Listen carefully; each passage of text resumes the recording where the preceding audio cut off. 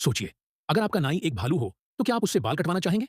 लेकिन ये भालू सिर्फ बाल नहीं काटता, बल्कि फंसा है एक अजीब मुसीबत में। छोटा भालू लिफ्ट खोलकर बाहर आया और पूरा शरीर झटक रहा था। वो अब भी बेहोश था। उसके शरीर में तार लिपटे हुए थे। शरीर एक बीज की तरह सुस्त था।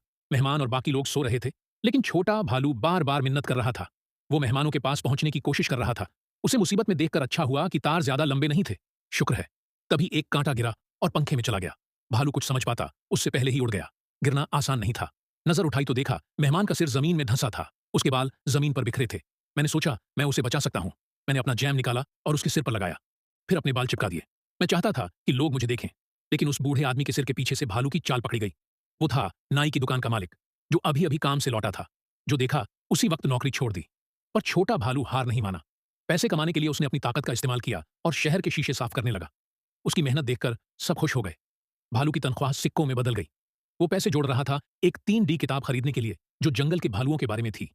पर उसे नहीं पता था, उस किताब में एक राज्य था। एक दिन काम के बाद घर लौटते हुए उसने देखा कि एक चोर ने वो किताब चुरा ली और साइकिल पर भाग गया। भालू ने तुरंत सवारी पकड़ी और एक कुत्ते के साथ उसका पीछा किया। चोर उसे चौराहे पर ले गया और स्मोक बम का इस्तेमाल कर भाग निकला।